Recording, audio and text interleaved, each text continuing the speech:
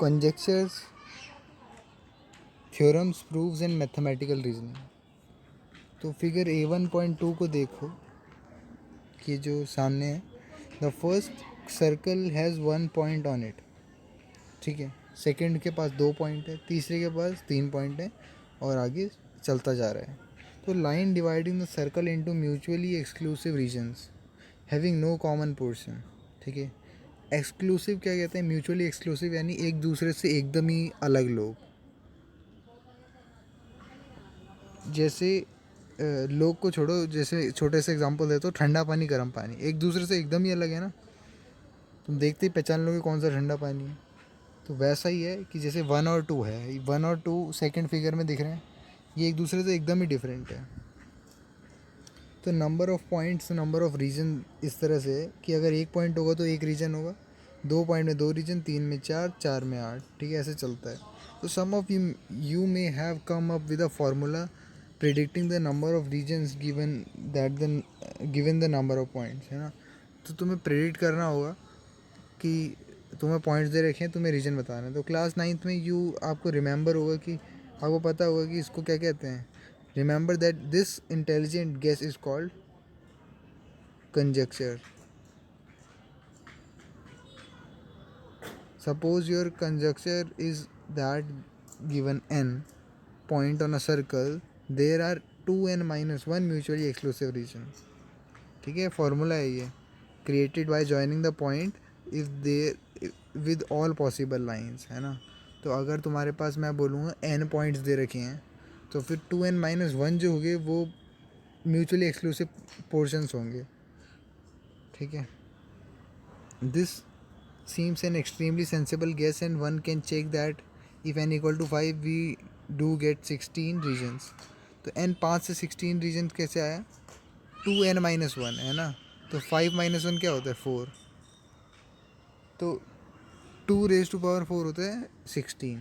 So you have verified this formula for 5 points, है ना। 5 point का हमें पता चल गया कि यहाँ पे if so, how would you respond if someone asks you how you can sure about that this is for n equal to 25? मान लेते हैं, ठीक है, मान लो 25 पॉइंट्स हैं, तो कैसे पता चलेगा कि ये सही है कि नहीं?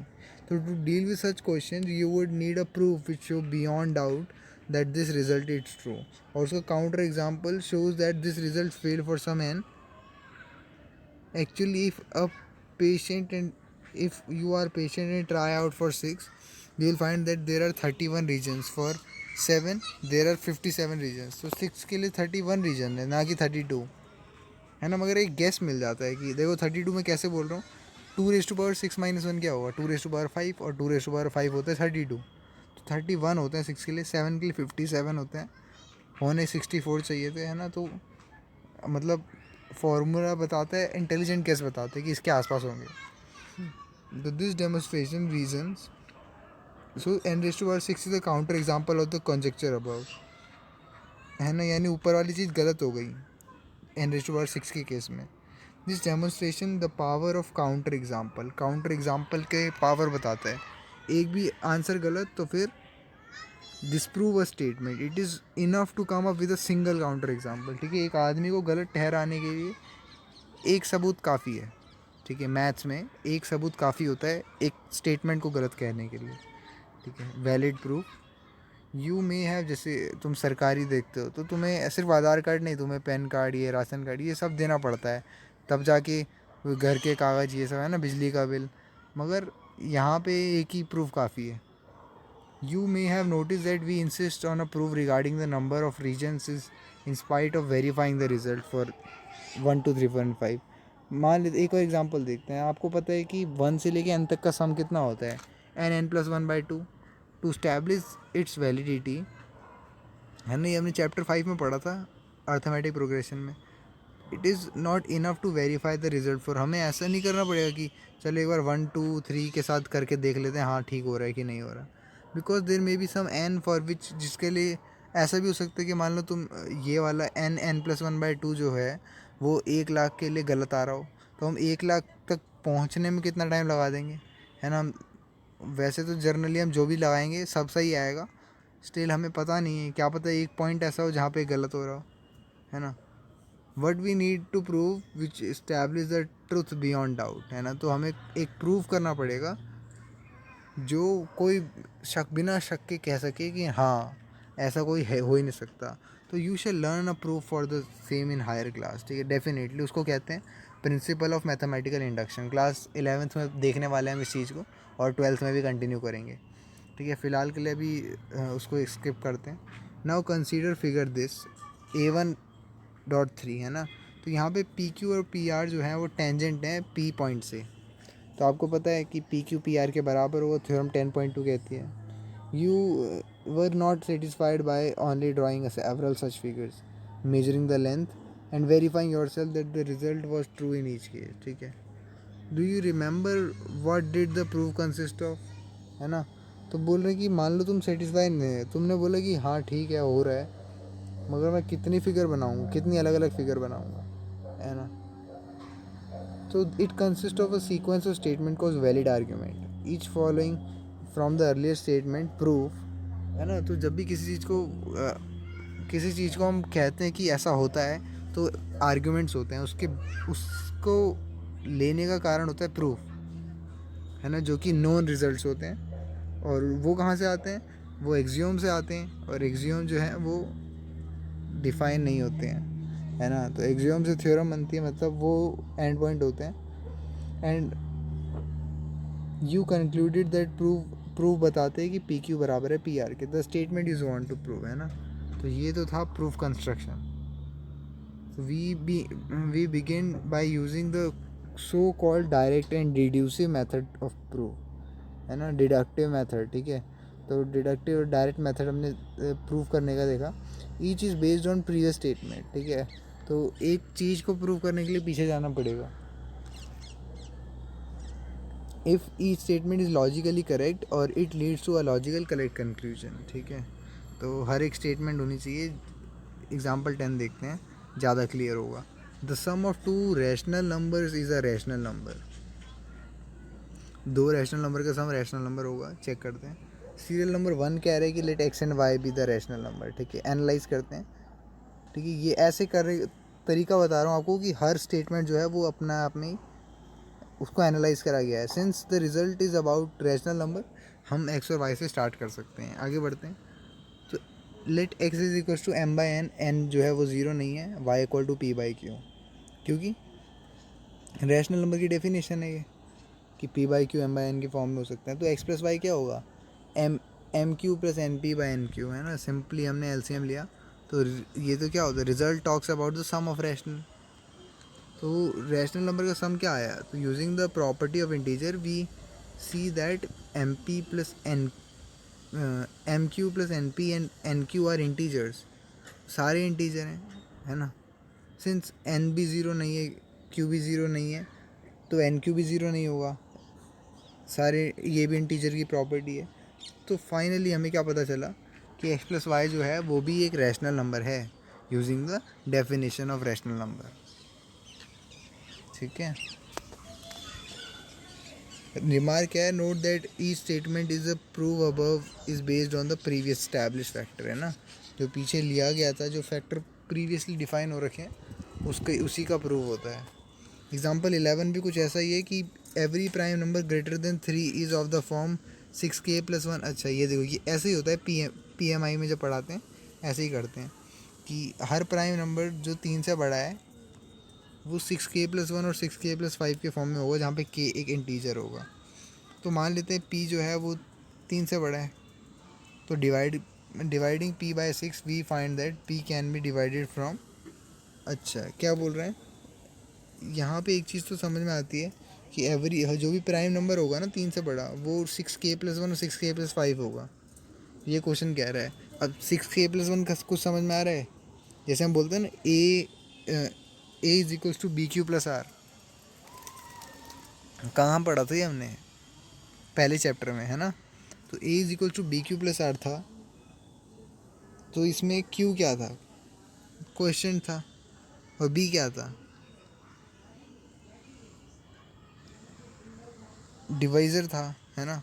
तो यहाँ पे डिवाइजर 6 है, तो इसलिए कह रहे हैं डिवाइडिंग p बाई 6 हमें ये सारे के सारे आंसर मिलेंगे। 6k, 6k+1, 6k+2 है ना। रिमाइंडर इतना ही तो हो सकते हैं, या तो 0 रिमाइंडर होगा, या 1 या 2 या 3 या 4 या 5। तो k जो है इंटीजर है, यूक्लिड डिवीजन लेमा लगा के। बट 6k क्या होता है, 6k तो 2 इंटू 3k होता है। 6k+2 भी 2 इंटू 3k+1 होता है। 6k+4 भी 2 इंटू 3k+2 होता है। 6k+3 जो होता है वो 3 बाहर आ जाता है। तो ये सारे नंबर प्राइम तो है नहीं, बचे क्या, 6k+1 और 6k+5। तो finally we arrive to the conclusion that these are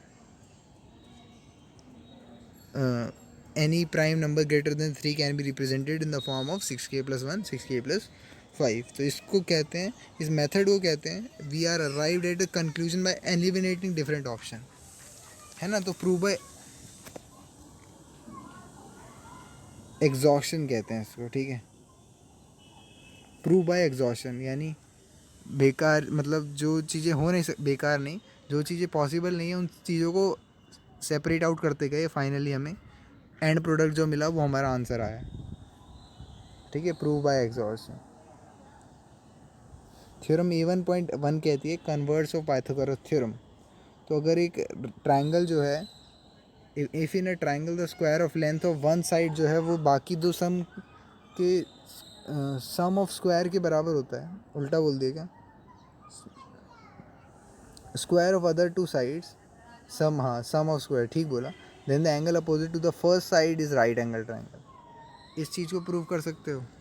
तो मान लेते हैं कि A B C D satisfy the hypothesis, है ना। जो क्वेश्चन कह रहा है वो सेटिस्फाई करता है। अब एक कंस्ट्रक्ट कर दी लाइन हमने बी डी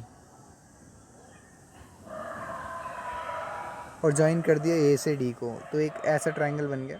तो कंस्ट्रक्शन जब करी हमने तो एक is a right triangle and by construction A B D जो है एक राइट ट्रायंगल है, ठीक है। ये हमने कंस्ट्रक्ट करा है क्योंकि परपेंडिकुलर बी डी बनाया था, तो राइट ट्रायंगल बन गया, है ना। अभी we don't know about C, so from Pythagoras theorem A D का square plus is equals to A B का स्क्वायर प्लस बी डी का स्क्वायर, ये तो कन्फर्म है। लेफ्ट हैंड साइड जो है वो तो पाइथागोरस थ्योरम करेगी, ठीक है। आगे बढ़ते हैं। बाय कंस्ट्रक्शन बी डी जो है बी सी के बराबर है, therefore we have A D का square equal to B D का स्क्वायर प्लस बी सी का स्क्वायर। कंस्ट्रक्शन से क्या हुआ, बी डी जो है वो बी सी के बराबर कर दिया, ठीक है। इतनी छूट होती है क्योंकि क्वेश्चन में जो चीज़ें दे रखी हैं हम परपेंडिकुलर बना सकते हैं, हम इक्वल लाइन बना सकते हैं, ठीक है। तो वैल्यूज़ को चेंज करा, since A C and A D are positive we have C A C is equals to A D. तो यहाँ पे हमने क्या करा, A D is equals to A B का स्क्वायर प्लस बी डी का स्क्वायर था, है ना। तो हमने A D is equals to A B का स्क्वायर प्लस बी सी का स्क्वायर कर दिया क्योंकि बी डी बी सी बराबर है, ठीक है। धीरे धीरे कैसे घूम रहे हैं देखना।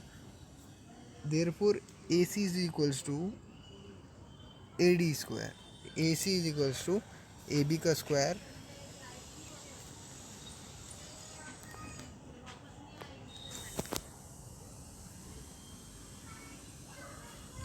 हाँ ए सी इक्वल टू क्या हो गया, ए डी के बराबर आ गया, ठीक है। ये कैसे पता चला हमें, क्योंकि क्वेश्चन में दे रखा था। तो we have just shown that A C is equal to A D, also B C is equal to B D by construction. तो क्या हो गया, तो एस एस एस रूल लग जाएगा ऑफ कॉन्ग्रुएंसी ऑफ ट्राइंगल। तो इससे पता चलता है राइट ट्राइंगल है, ठीक है। तो रिमार्क क्या आया, हर रिजल्ट जो है वो प्रूव करता है, सीक्वेंस ऑफ स्टेप से प्रूव होता है और एक दूसरे से लिंक होती हैं चीज़ें। ट्राई करना A1.3, ठीक है। नेगेशन ऑफ स्टेटमेंट देख लेते हैं फटाफट से। यहाँ पे हम डिस्कस करने वाले हैं निगेट करना स्टेटमेंट को, ठीक है। स्टार्ट करने से पहले I would like to introduce some notations which will make it easy to understand, ठीक है। स्टार्ट करते हैं। Let us look at a statement as a single unit and give it a name. For example, we can denote the statement it is raining in Delhi on 1 September 2005 by P. We can also write this by, तो P एक statement बनाई हमने, statement है हमारी P, वो कहती है कि दिल्ली में 1 सितंबर 2005 को बारिश हुई थी, ठीक है। हम और स्टेटमेंट लिखते हैं क्यू स्टेटमेंट है ऑल टीचर आर फीमेल, देखिए सारे अध्यापक जो हैं महिलाएं हैं. आर है mics dog has a black tail, ठीक है, माइक के जो डॉग है, माइक का जो डॉग है उसकी ब्लैक कलर की पूंछ है. और एस है 2+2=4. टी है ट्रायंगल ABC इज़ इक्विलेटरल.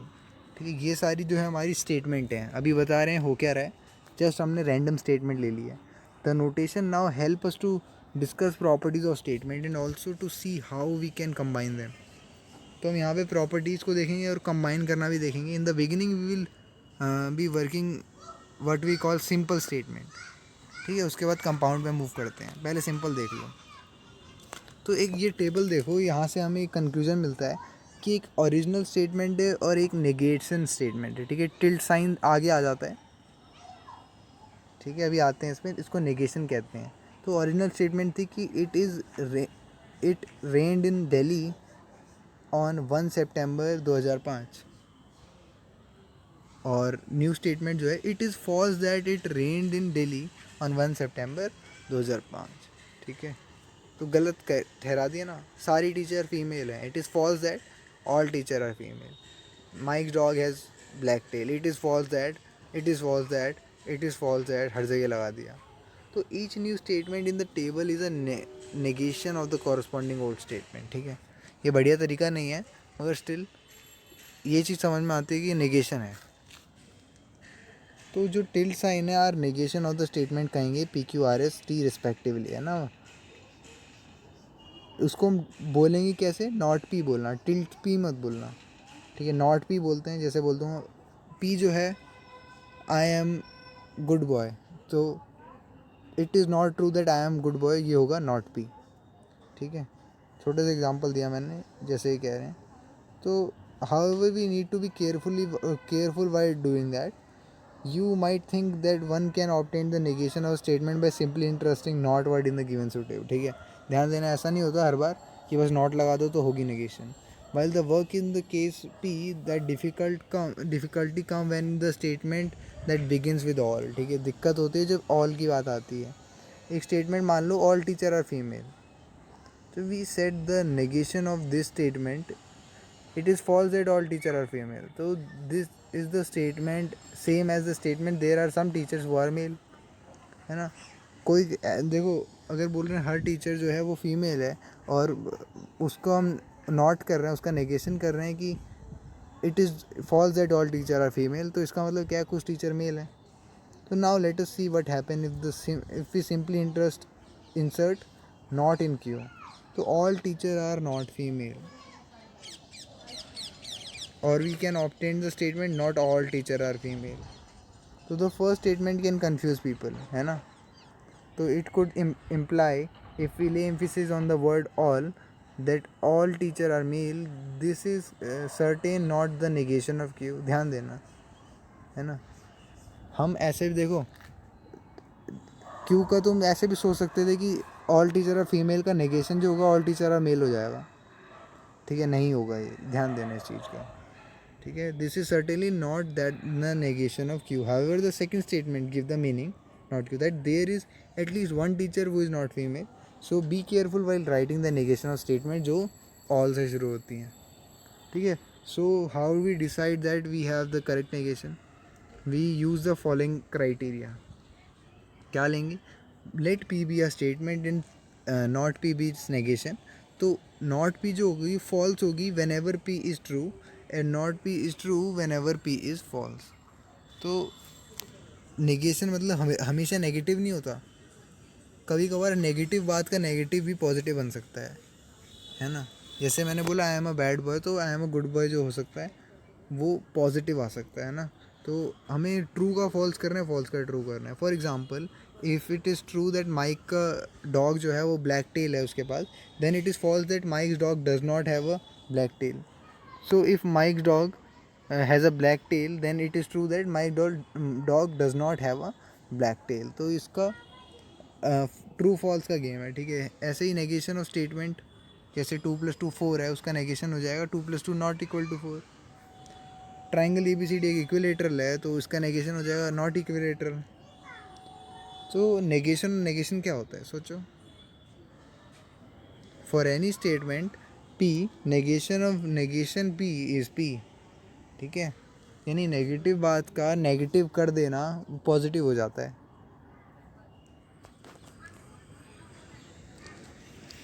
ठीक है, अभी मैं एग्जांपल ज़्यादा नहीं दूंगा, हम डायरेक्ट क्वेश्चन पे आते हैं. क्वेश्चन में ऑलरेडी एग्जांपल है.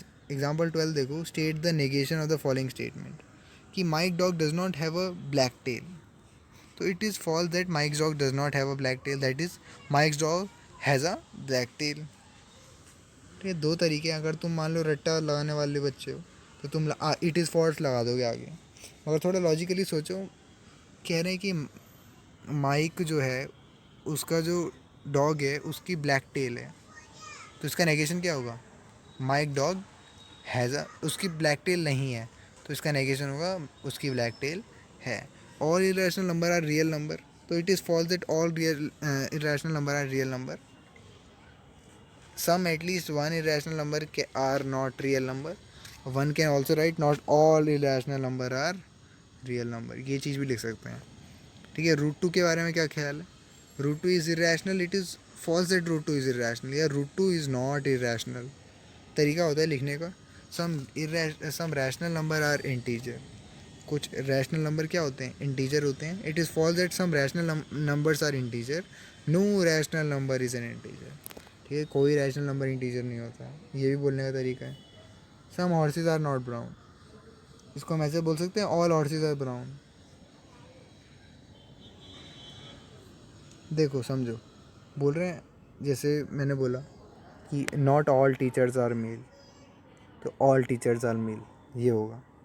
मैंने बोला कुछ घोड़े जो हैं वो भूरे रंग के नहीं हैं, सारे घोड़े भूरे रंग के हैं, है ना. एकदम उस बात को काटना है. There is no real number x such that x square is equals to -1. तो बोल रहे हैं it is false that there is no real number x such that x is equal to -1, x square equal to, that is there is at least one real number x such that x square is equals to -1. ठीक है, remark क्या आया? From this discussion you may have arrived at the following working rule कि first write the statement with a not. Second, if there is any confusion make suitable modification specially अगर उसमें all या some चीज़ all या some है statement में, तो A1.4 तुम्हारे लिए होमवर्क हो जाएगी. ठीक है, हमने बहुत कुछ नेगेशन के बारे में देख लिया. कन्वर्ट्स पे आएंगे हम नेक्स्ट क्लास में. ठीक है, मैं अभी थोड़ा वो हो गया हूँ. चलो, ज़्यादा बोल दिया आज मैंने. चल ठीक है, ये तुम्हारे लिए A1.3 और 4 होमवर्क है.